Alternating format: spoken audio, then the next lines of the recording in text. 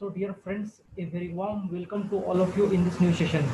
आज हम लोग एनडीए में किस तरह से आप मैथमेटिक्स पेपर में क्वेश्चंस को शॉर्ट ट्रिक से सॉल्व कर सकते हैं इन 5 to 10 सेकेंड्स, इसके बारे में आज हम लोग देखेंगे। इसमें जो 2019 का एनडीए का पेपर था उसी के हम लोग कुछ क्वेश्चंस डिस्कस करेंगे एंड कैसे आप जो एग्जाम में आए हुए क्वेश्चंस है उन क्वेश्चंस पे किस तरह से शॉर्ट ट्रिक लगा सकते हैं। तो ये वीडियो उसी पे है। तो डियर फ्रेंड्स, आप ये सेशन को शुरू से अंत तक देखिए एंड अगर आप इस सेशन को शुरू से अंत तक देखते हो तो आपका जो स्कोर है मैथमेटिक्स में वो ऑलमोस्ट 75-80 मार्क्स इम्प्रूव हो जाएगा। ठीक है, 75 to 80 मार्क्स इम्प्रूव हो जाएगा एंड डेफिनेटली इम्प्रूव होगा। आप शॉर्ट ट्रिक को देखना एंड कैसे हम लोग क्वेश्चंस को सॉल्व कर रहे हैं आप उसको अप्लाई करोगे तो डेफिनेटली आपका टाइम भी सेव होगा एग्जाम में एंड क्वेश्चंस भी शॉर्ट ट्रिक से सॉल्व होगा एंड क्वेश्चंस भी शॉर्ट ट्रिक से सॉल्व होगा। तो डियर फ्रेंड्स, ये सेशन को लाइक कर देना है, इसको शेयर कर देना है एंड ये चैनल को सब्सक्राइब भी कर लेना है। Thank you my dear friends. तो चलिए हम लोग स्टार्ट करते हैं। देखिए, तो माय डियर स्टूडेंट्स, पहला क्वेश्चन आपके सामने आप देख सकते हैं, ये एनडीए 2019 का आया हुआ सवाल है। क्वेश्चन देख लीजिए, 2 + 1 डिवाइड बाई 2 + 1 डिवाइड बाई, इस तरह से ये इन्फिनिटी तक एक सीरीज चल रहा है। ठीक है, एंड आप अगर इसको ध्यान से देखोगे तो ये 2 + 1 डिवाइड बाई 2 प्लस, ये 2 प्लस इस तरह से चल रहा है। इसका मतलब है अगर पूरे एक्सप्रेशन को आप y मानो तो y equal to 2 + 1 divide by y and आप देख सकते हो y का वैल्यू क्या होगा, 2 से ज्यादा होगा क्योंकि y इक्वल टू 2 प्लस है ना, तो y का वैल्यू 2 से ज्यादा होगा। तो 1/2 प्लस, यानी ये जो y होगा माय डियर स्टूडेंट्स, ये 2 प्लस क्या होगा, सम क्वांटिटी जो कि 0 से किसके बीच में होगा, 1 के बीच में होगा।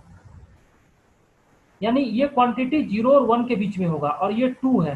ठीक है, ये 0 और 1 के बीच में इसलिए होगा क्योंकि 1 डिवाइड बाई समथिंग, तो 2 + 1 डिवाइड बाई समथिंग, यानी y का वैल्यू 2 + 1 डिवाइड बाई समथिंग, यानी ये क्वांटिटी, यानी y का वैल्यू जो होगा आपका वो 2 to 3 के बीच में होगा। y जो होगा वो 2 to 3 के बीच में होगा, यानी y लाइज बिटवीन 2 to 3। तो ऑप्शन देखो, ये 3 तो हो नहीं सकता है, 4 हो नहीं सकता है, ये भी हो नहीं सकता है, ये वाला आंसर हो जाएगा। आप देख के ही बता दोगे, कोई सॉल्व करने का जरूरत नहीं है। जो भी थोड़ा सा ऑब्जर्वेशन लगाएगा इसमें उसको सिंपल पता चलेगा, y = √2 + 1।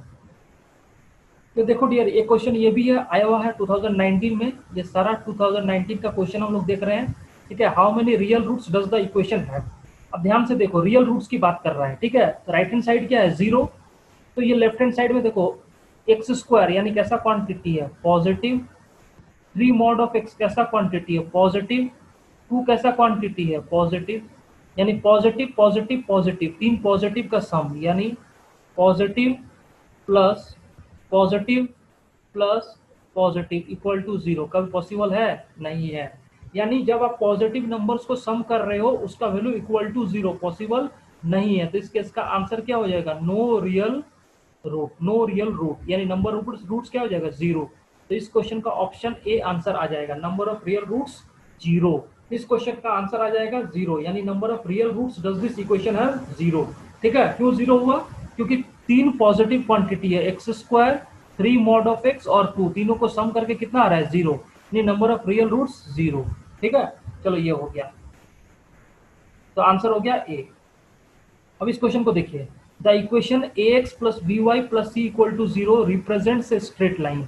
ये इक्वेशन एक स्ट्रेट लाइन को रिप्रेजेंट कर रहा है for all real values a b c, only when a not equal to 0, only when b not equal to 0, only when at least one of a and b is non-zero। ठीक है, तो ये equation को ध्यान से देख लो, ax + by + c = 0। ठीक है माय डियर स्टूडेंट्स, तो इसमें अगर ax + by + c = 0 है, ये स्ट्रेट लाइन तभी रिप्रेजेंट करेगा। देखो, ऑल रियल नंबर के लिए तो होगा नहीं, क्यों नहीं होगा, क्योंकि ऑल रियल नंबर में अगर आपने a का वैल्यू 0 और b का वैल्यू 0 ले लिया तो कांस्टेंट बचेगा, कांस्टेंट कभी भी स्ट्रेट लाइन नहीं होगा। ठीक है, only when a not equal to 0, a not equal to 0 में तो स्ट्रेट लाइन होगा। जब a not equal to 0 होगा तो उस केस में तो आप स्ट्रेट लाइन होगा, लेकिन ओनली लिखा हुआ है, ओनली इज नॉट पॉसिबल, क्योंकि only b not equal to 0 में भी क्या होगा, स्ट्रेट लाइन होगा। फॉर एग्जाम्पल आप ऐसा समझ लो कि a not equal to 0 and b equal to 0 ले लिया। ठीक है, तो स्ट्रेट लाइन तो हो गया, यानी a not equal to 0 आपने तो ले लिया, तो a not equal to 0 में हो गया x, मान लो ax हो गया। प्लस सी इक्वल टू 0, ये तो स्ट्रेट लाइन हो गया। लेकिन इस केस में भी स्ट्रेट लाइन होगा कि बी नॉट इक्वल टू 0। अगर बी नॉट इक्वल टू 0 हुआ मान लो, यानी बी वाई प्लस सी, ये भी स्ट्रेट लाइन हो गया। इसमें दोनों हो सकता है, यानी only when at least one of A and B is non zero. Only when at least one of A and B is non zero. Simple है कि ax plus B Y plus C equal to 0, ये straight line represent करेगा only when at least one of A and B is non zero. यानी A और B में से कोई भी एक जीरो नहीं होना चाहिए। अगर दोनों जीरो हो गया एक साथ में तो स्ट्रेट लाइन नहीं होगा। अगर दोनों नॉन जीरो हुआ तब तो होगा ही होगा, लेकिन कम से कम एक क्या होना चाहिए, नॉन जीरो होना चाहिए। कम से कम एक नॉन जीरो होना चाहिए। इस क्वेश्चन का आंसर हो गया D, only when at least one of A, only when at least one of A and B is non zero, option D. तो ये आंसर हो गया। अब इस क्वेश्चन को देख लो, which one of the following is the second degree polynomial function fx when f0 equal to 5, f minus 1 equal to 10, f1 equal to 6।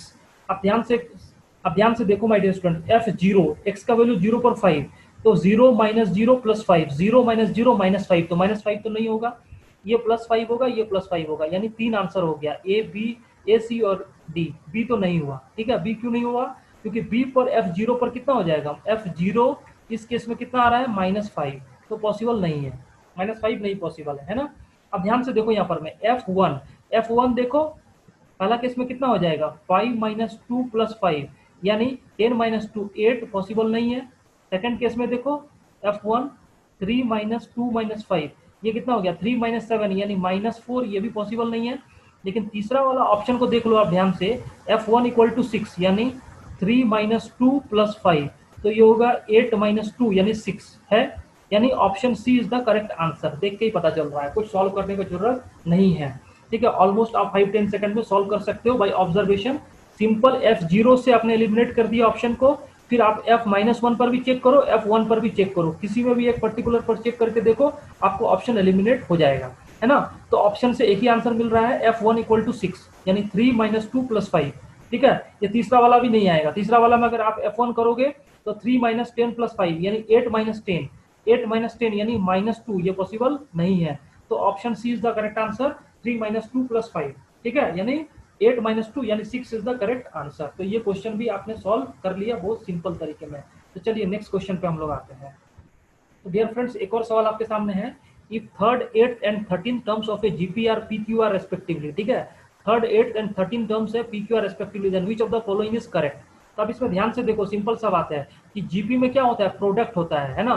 तो GP में प्रोडक्ट होता है, इसका मतलब देखो ध्यान से, पी थर्ड टर्म है, तो पी को हम लोग लिख सकते हैं AR² थर्ड टर्म है, ठीक है, T3, क्यू कितना है, Q equal to 8 term T8, तो इसको लिख देंगे AR⁻7, एंड R को लिख सकते हैं हम लोग, इसको आप ये R जो है आपका कॉमन रेशियो है, ठीक है, ये R से कंपेयर नहीं करना है, तो R को लिख सकते हैं T13 यानी AR⁻, कितना हो जाएगा, इसको लिख देंगे 12। अब ध्यान से देखो कि P और Q को अगर हम लोग मल्टीप्लाई करेंगे तो AR² AR⁻12 तो बन गया A² R⁻14, ठीक है। और अगर Q को स्क्वायर करोगे तो AR⁻7 का होल स्क्वायर यानी A² R⁻14, तो A² R⁻14 A² R⁻14, option हो गया Q² equal to PR। Simple आपने सॉल्व किया, बहुत ज्यादा दिमाग नहीं लगाया, सिंपल बस आपने याद रखा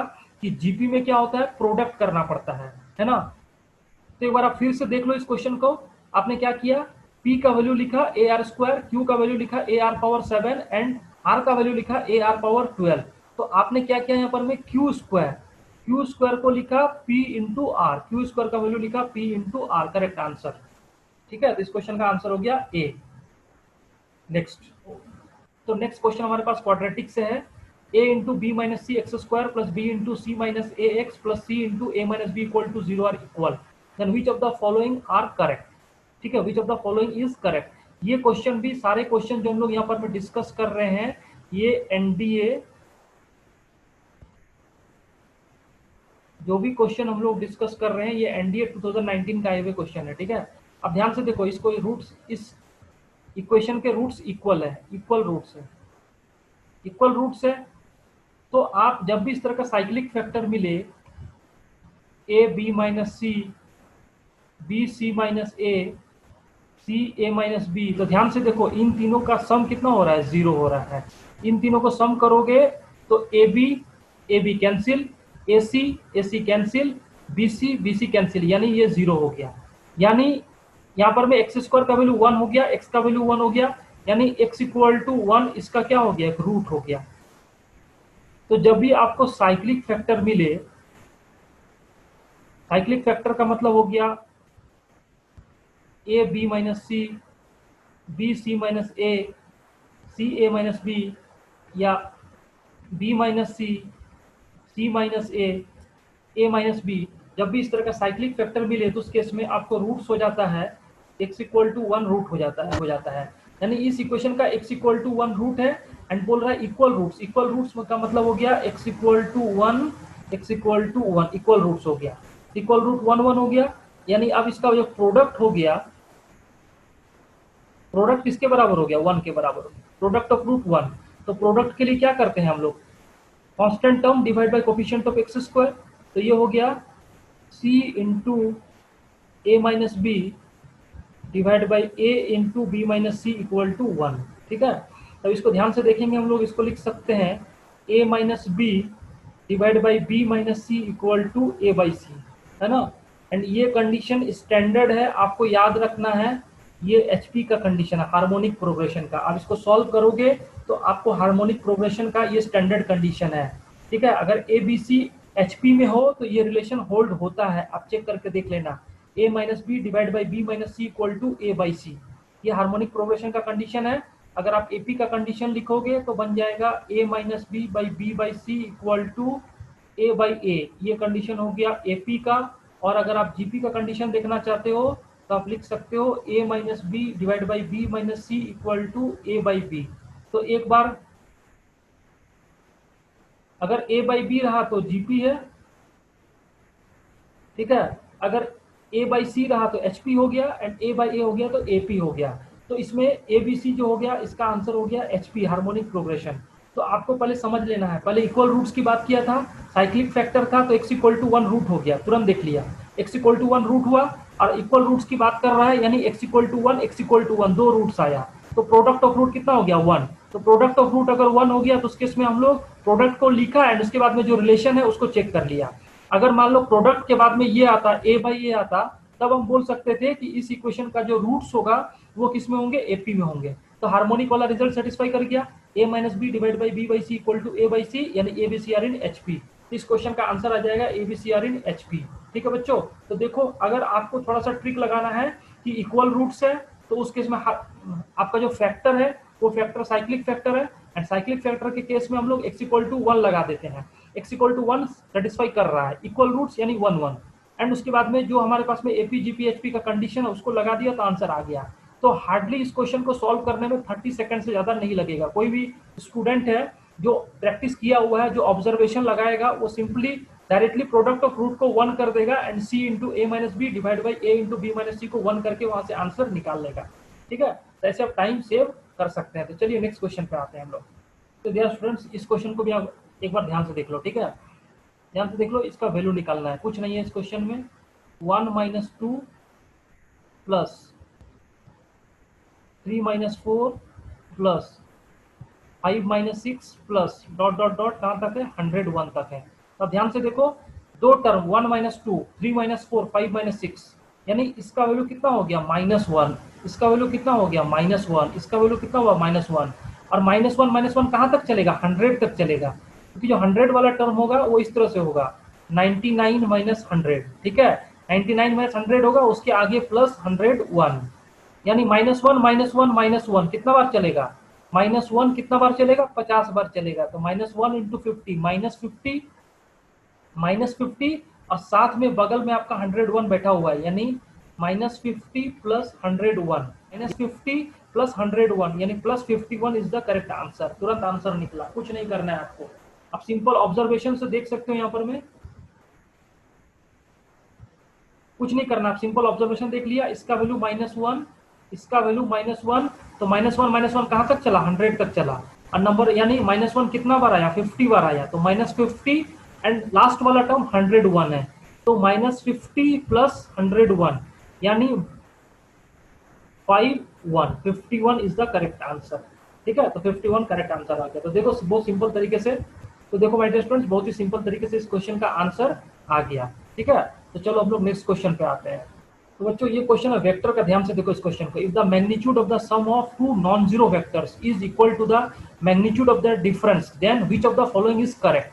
ठीक है, यानी magnitude of sum of two non zero vectors, यानी ऐसा समझो mod of A plus B equal to mod of A minus B, यानी सम और डिफरेंस क्या है का मैग्नीट्यूड बराबर है। ठीक है, तो जब भी सम और डिफरेंस का मैग्नीट्यूड बराबर होगा तो इसको होल स्क्वायर कर दो, बहुत आसान है, कुछ नहीं करना है।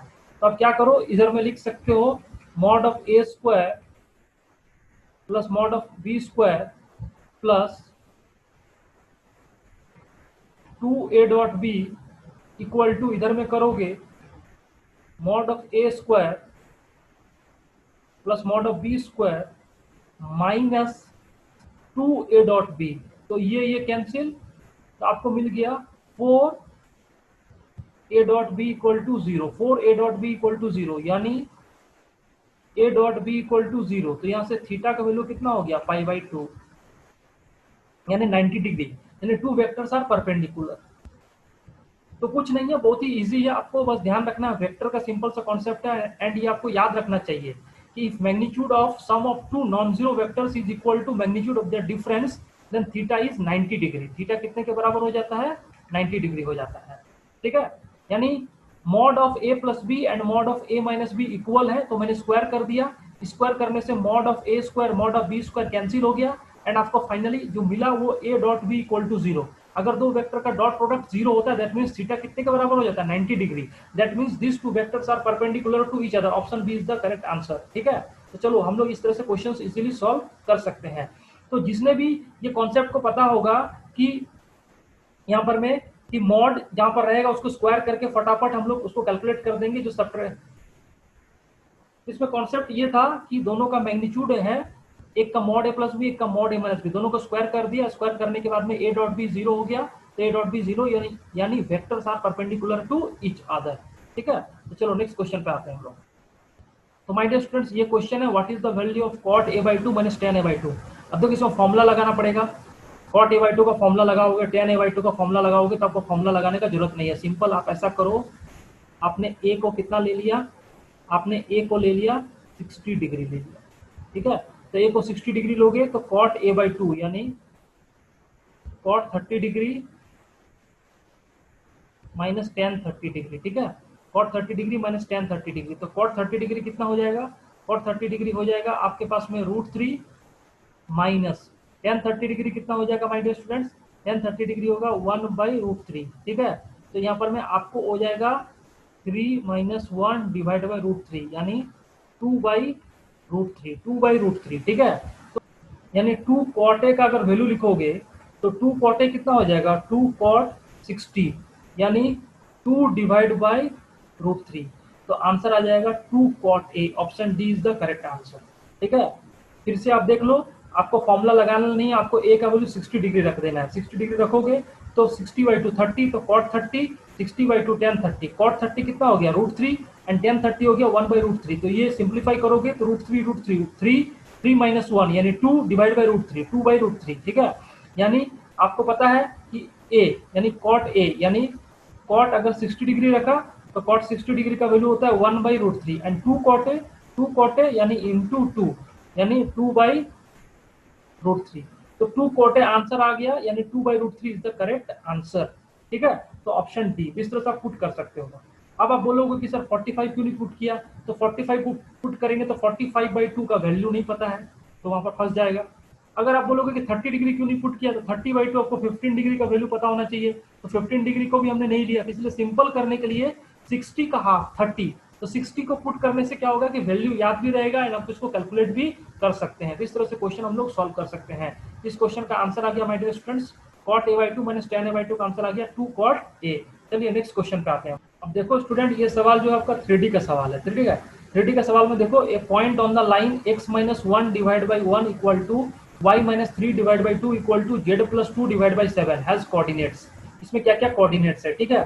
तो आप सिंपल इस तरह का क्वेश्चन में आपको कुछ नहीं करना है, सॉल्व नहीं करना है, आप सिंपल ये करो कि इसमें जो भी करो आप इसमें वैल्यू पुट कर सकते हो। जैसे ये वाला ऑप्शन को पुट कर दो 3 5 4, ठीक है। तो हम ऐसे लिखते हैं 3 - 1 divide by 1 equal to 5 - 3 divide by 2 equal to 4 + 2 divide by 7। ये पॉसिबल है क्या? ये पॉसिबल नहीं है, क्योंकि ये तीनों बराबर नहीं है, ठीक है ना। तो ये गलत हो गया, वाला ऑप्शन गलत हो गया। सेकंड ऑप्शन को पुट करो जल्दी से। तो आप सेकंड ऑप्शन को पुट करोगे तो 2 - 1 by 1, 5 - 3 divide by 2, 5 + 2 divide by 7। तो ये 7 बाई 7 कितना हो गया? 1। ये 2 बाई 2 कितना हो गया? 1। ये 1 बाई 1 कितना हो गया? 1। तो 1 = 1 = 1, यानी option B is the correct answer. और जब सिंगल ऑप्शन का हो क्वेश्चन, सिंगल चॉइस क्वेश्चन हो, तो आपको बाकी ऑप्शन को चेक करने का जरूरत नहीं है। अगर एक भी ऑप्शन आपको मिल रहा है, that option will be the answer. इस क्वेश्चन का आंसर हो गया 255। तो माय डियर स्टूडेंट्स, इस क्वेश्चन का आंसर आ गया 255। तो जब भी आपको 3D का क्वेश्चन मिले, 3D का क्वेश्चन में आप पुट करके आंसर ला सकते हो। Put the values of x y z, you will get the answer. तो चलो नेक्स्ट क्वेश्चन पे आते हैं हम लोग। देखो ये क्वेश्चन है, if x equal to 1 plus I, then what is the value of x power 6 plus x power 4 plus x square plus 1। ठीक है माय डियर स्टूडेंट्स, इसको ध्यान से देखना आप। तो आपके पास में x equal to 1 plus I है। अगर आप इसको स्क्वायर कर दोगे तो आपको आ जाएगा 1 plus I square plus 2I, है ना। एंड I square का वैल्यू -1, ये 1 कैंसिल हो गया। तो आपको x स्क्वायर का वैल्यू कितना बचा इफेक्टिवली? एक्स स्क्वायर का वैल्यू इफेक्टिवली बचा 2i, एक्स स्क्वायर का वैल्यू 2i। अब इसको ध्यान से देखो, यानी 2i 6 है, यानी होल क्यूब, एक्स स्क्वायर का क्यूब प्लस 2i का whole square plus x square का वैल्यू 2i प्लस 1। तो ये हो गया 8i³ का value -i plus 4i square का वैल्यू -1 प्लस 2i प्लस 1, ठीक है। तो ये -8i प्लस 2i कितना हो गया? -6i एंड -4 प्लस 1, -4 प्लस 1 कितना हो गया? -3। तो आंसर आ गया -6i -3, करेक्ट आंसर। यानी ऑलमोस्ट 20-30 सेकेंड लगेगा आपको। सिंपल इसमें क्या करना था, एक्स को स्क्वायर कर देना था। स्क्वायर कर देने के बाद में एक्स स्क्वायर का वैल्यू आ गया 2i, एक्स स्क्वायर का वैल्यू 2 आ गया, तो वहां पर मैं एक्स पावर 6 को लिख दिया 2i power cube, x power 4 को लिख दिया 2i का whole square and x square को लिख दिया 2i, सिंप्लीफाई कर दिया। तो i³ का वैल्यू -i, आई स्क्वायर का वैल्यू -1 एंड i। तो आपको मिल गया -8i plus 2i, -6i, -4 plus 1, -3। तो answer will be -6i -3, C answer हो गया, ठीक है। चलो नेक्स्ट क्वेश्चन पे आते हैं हम लोग। तो बच्चों ये सिंपल क्वेश्चन है मैट्रिसेस का, एक ए मैट्रिक्स है, एक बी मैट्रिक्स है, ठीक है। ए का ऑर्डर आप देख सकते हो 3 × 2 ऑर्डर का, यानी number of rows 3, number of columns 2। B का ऑर्डर है 2 × 2। इस केस में आप देखो ए बी प्रोडक्ट जो होगा एग्जिस्ट करेगा, ए बी एग्जिस्ट करेगा, क्योंकि ए बी के लिए ये 2 और ये 2 इक्वल होना चाहिए। तो ए बी तो एग्जिस्ट किया एंड ए बी जो होगा 3 × 2 ऑर्डर का होगा। लेकिन अगर बी ए लिखोगे तो बी ए एग्जिस्ट नहीं करेगा, क्योंकि बी का ऑर्डर 2 × 2 है एंड ए का ऑर्डर 3 × 2 है। तो ये 3 और 2 इक्वल नहीं है, ठीक है। यानी इस केस में matrix A B exist but B A does not exist, option C. बहुत ही इजी क्वेश्चन है, matrix A B exist but B A does not exist. तो ऐसे सिंपली आप सॉल्व कर सकते हो, आपको कुछ नहीं करना है, थोड़ा ऑब्जर्वेशन लगाना है। तो डियर फ्रेंड्स, जब भी आपको इस तरह से क्वेश्चन मिले कि फॉर व्हाट वैल्यू ऑफ के is the function is continuous, ठीक है, तो आपको 0 पर कंटिन्यूटी चेक करना है। इस केस में आपको करना ये है कि कोई भी दो का लेफ्ट या राइट या इक्वल जो भी आपको है, उसमें से कोई भी दो को लेके उसमें से x का वैल्यू को पुट कर देना है 0 एंड इक्वेट कर देना है। तो हम अगर इसको और इसको इक्वेट करते हैं तो आपको इस पे तो k मिला और इधर से मिला 2x प्लस 1/4, लेकिन कौन से x पर? x = 0 पर। तो हम लिख सकते हैं k = 2 × 0 प्लस 1/4। तो k का आंसर आ गया 1/4, यानी 1/4 इज द करेक्ट आंसर, ठीक है। आप अगर इसको और इसको यूज करोगे तो इधर तो k हो गया, इधर हो गया x प्लस 1/2 का होल स्क्वायर। तो k = 0 प्लस 1/2 का होल स्क्वायर। तो k = 1/4, k = 1/4 is the correct answer ना। कुछ नहीं है, आपको लेफ्ट हैंड साइड या इक्वल टू या राइट हैंड साइड या इक्वल टू कोई भी दो वैल्यू को इक्वेट कर देना है। कोई भी दो वैल्यू को इक्वेट कर दिया एंड x का वैल्यू को पुट कर देना है। इस तरह का जब भी कंटिन्यूटी का सवाल हो कि at what point function is continuous, तो जिस भी पॉइंट पर आपको लिमिट निकालना हो, जैसे यहाँ पर x=0 पर बात कर रहा है, x=0 पर कोई भी दो को इक्वेट कर देंगे एंड वहां से जो वैल्यू आएगा that will be the answer. कुछ नहीं करना है, बहुत ही सिंपल क्वेश्चन है एंड कोई लिमिट का चक्कर नहीं है, कोई LHL RHL कुछ नहीं निकालना है, बस सिंपल आपको ध्यान रखना है। चलो नेक्स्ट क्वेश्चन की बात करते हैं। ध्यान से देखना माय डियर स्टूडेंट, बहुत ही इजी क्वेश्चन है, ऐसे 5-10 सेकंड में सॉल्व हो जाएगा। How many terms are there in the expansion of 1 + 2x + x² to the power 5 + 1 + 4y + 4y² to the power 5। अब इस क्वेश्चन को अगर आप सॉल्व करने लगो इस तरह से 1 + 2x + x² to the power 5 + 1 + 4y + 4y² to the power 5, तो आप इसमें क्या करोगे, पहले इसको फैक्टर करोगे, बाइनोमियल लगाओगे, फिर बाइनोमियल को आप फिर कन्वर्ट करोगे, तो आपको उसमें क्या होगा कि मल्टीपल आपको केसेस बनेगा। इतना करने का जरूरत ही नहीं, आप ऑब्जर्वेशन से ध्यान से देखो। आप इसको लिख सकते हो x + 1 का whole square to the power 5, ये x + 1 का होल स्क्वायर है, x² + 2x + 1, एंड इसको देखो 1 + 4y² + 4y, यानी इसको लिख सकते हैं 1 + 2y टू द पावर 10, है ना, 1 + 2y + whole square to the power 5, तो उसको हमने 10 लिख दिया। तो यहाँ भी कितना पावर है, 10, यहाँ भी पावर 10 है, तो इसमें नंबर ऑफ टर्म्स 11 है, इसमें भी नंबर ऑफ टर्म्स कितने होंगे, 11, तो टोटल टर्म्स कितने हो गए, टोटल हो गया 22, total number of terms are 22। लेकिन ध्यान रखना है कि यहाँ पर में एक टर्म 1 होगा, यहाँ पर में भी एक टर्म कितना होगा, 1 होगा, यानी 1 दो बार आएगा, यानी टोटल नंबर ऑफ टर्म्स जो होंगे वो 22 में से एक घट जाएगा, यानी total number of terms my dear students हो जाएंगे 21। ठीक है, तो आपको करना कुछ नहीं था, आप सिंपल ऑब्जर्वेशन से देख लिया कि ये 1 + x का होल स्क्वायर है, यानी 1 + x to the power 10, 1 + x to the power 10, ये वाला है 1 + 2y टू द पावर 10। ठीक है, तो जब x + y to the power n रहता है तो नंबर ऑफ टर्म्स n + 1 होता है, तो यहाँ पर में 10 है तो नंबर ऑफ टर्म्स 11, यहाँ पर भी नंबर ऑफ टर्म्स 11, तो टोटल 22 टर्म्स है, बट आपको 1 और 1 क्या हो गया, इक्वल हो गया, 1 इधर से भी मिलेगा, 1 इधर से भी मिलेगा, दैट मीन्स आपके पास में नंबर ऑफ टर्म्स 22 नहीं होगा, 22 में से एक घट जाएगा, यानी नंबर ऑफ टर्म्स हो जाएगा 21। C option is the correct answer, C option is the correct answer. चलो नेक्स्ट क्वेश्चन पे हम लोग बात करते हैं। इस तरह से देखो, बहुत सिंपल तरीके से हम लोग बिना बाइनोमियल लगाए और बिना कुछ कैलकुलेट किए आंसर निकाल सकते हैं। तो डियर स्टूडेंट्स, इस तरह से हम लोग इस सेशन को यहीं पर में एंड करते हैं एंड इस तरह से हम लोग क्वेश्चंस को सॉल्व कर सकते हैं। तो माय डियर स्टूडेंट्स, आगे हम लोग इस तरह से आपके लिए वीडियो अपलोड करते रहेंगे एंड अगर आपको ये सेशन अच्छा लगा है माय डियर फ्रेंड्स, तो ये सेशन को लाइक जरूर कर देना, इसको शेयर जरूर कर देना एंड ये चैनल को सब्सक्राइब भी कर लेना। Thank you my dear friends.